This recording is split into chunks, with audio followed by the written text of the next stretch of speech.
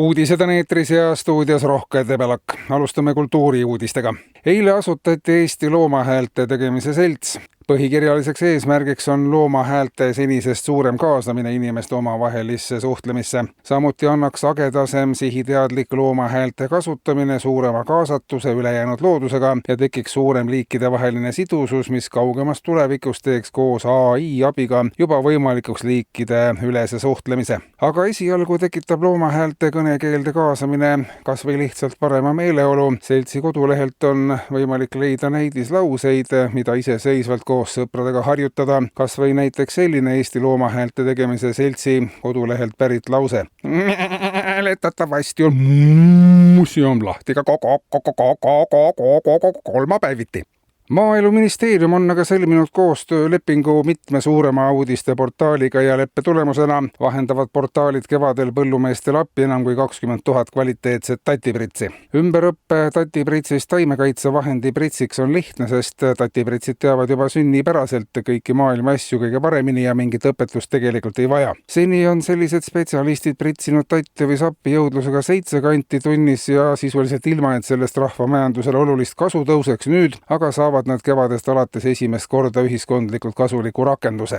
Tatipritsidele pappi pritsida vaja ei ole, sest nad on harjunud oma tööd tegema tasuta, ööpäevaringselt ja ka puhkepäeviti. Reformierakond annab aga teada, et sotside valitsusest välja puksimine leidis aset peamiselt sellepärast, et sotsid venitasid iga otsusega, soovisid kogu aeg ettevõtlusele uusi makse ja kehtestasid igal sammul kõikvõimalikke toetusi.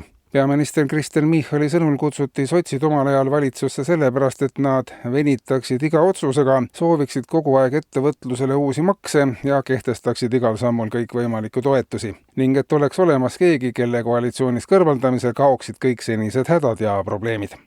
Riigikogus on aga peatselt arutamisel kaugkütteseaduse uued parandused, mis tooksid kaasa toasooja püsitasu kehtestamise. Praegu on soojatootjatel korralik sissetulek ainult kütteperioodil, suvel aga mitte ning seaduse parandusega maksustatakse ka palavate suveilmade toatemperatuur, mis siiani on olnud inimestele täiesti tasuta hüve. Mõnikord on juulikuus paneelmaja viimasel korrusel toatemperatuur +40 kraadi ja inimesed siiani midagi maksma ei pidanudki. Kui panna korteri omanikud toasooja eest ka suvel maksma, siis aitab see vähendada talviseid arveid, võib-olla, on Konkurentsiameti seisukoht.